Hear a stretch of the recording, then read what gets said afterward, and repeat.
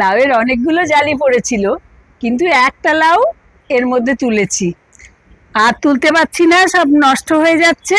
সেই যে নষ্টই হয়ে গেছে না? হ্যাঁ, ওই তো গেছে, ওই রকম কত নষ্ট হয়ে গেছে। তাই দেখুন, এই যে একটা প্লাস্টিক মুড়িয়ে দিয়েছি, প্লাস্টিকে ছোট ছোট একটু ফুটো রেখেছি, রেখে আর প্লাস্টিক দিয়ে বেঁধে দিয়েছিলাম লাউটাকে।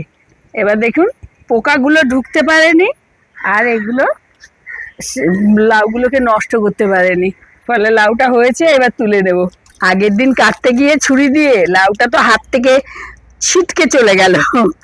আজকে তাই জন্য এই যে ডাল কাটার যে কাটার, সেই কাটার নিয়ে এসছি, সম্পূর্ণ রেডি হয়ে। একদম কাচাং করে দেবো, ঘ্যাচাং ফু হয়ে যাবে। এই ঘ্যাচাং ফু হলো না রে, হলো না। না, জোর আছে লাউয়ে না, বড্ড জানিস তো, শক্ত ডাটিগুলো, ডাল কেটে যায়, অথচ ওই জন্য না না, আমি এই কালকে কত বড় বড় ডাল কেটেছি, পেয়ারার ডাল পর্যন্ত।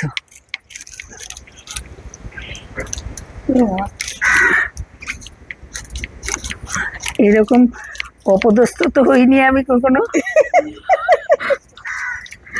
এই কাজ, অবস্থা খুব সঙ্গীন। লাউ লাউ তো আমরা এমনি তুলে নিতাম, এটা এত টাইট কেন? দেখুন আঁশগুলো,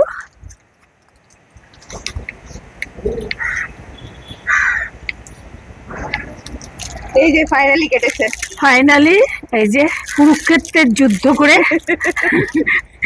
যুদ্ধ জয়ী হয়েছি। দেখুন বোটাটার কি অবস্থা, আর লাউটাও একেবারে ওর সঙ্গে আটকে গেছে, মানে আর বাড়তে পারেনি। এই যে তুমি না দিলে কি আরেকটু বাড়তো মনে হচ্ছে, প্লাস্টিকটা ছোট দিয়েছি, আমি ভাবলাম আর কত হবে, আগেরটা তো ছোটতে তুলে ফেলেছিলাম, একদম আটকে গেছে।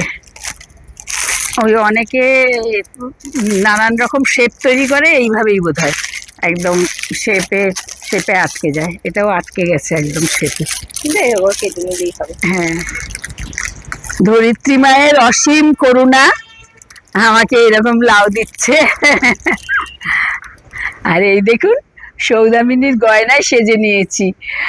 আজকাল আর মেয়ে উৎসাহ দেয় না সৌদামিনীর গয়নায় সাজার জন্য। কি করে দেবো, এত বলে যেন আমি জোর করে মাকে পড়াচ্ছি। এবার আমি খুঁজে পেতে নিয়ে আসি, গিয়ে গিয়ে পড়ে নি, মেয়ে না থাকলেও। কি করব। মায়ের এই গয়নাটা নিতে চাইলে আমাদের হোয়াটসঅ্যাপ করতে পারেন। আর এটা গ্লাস বিটস রয়েছে, আর সাথে একটা লকেট, কানের দুল পাচ্ছে।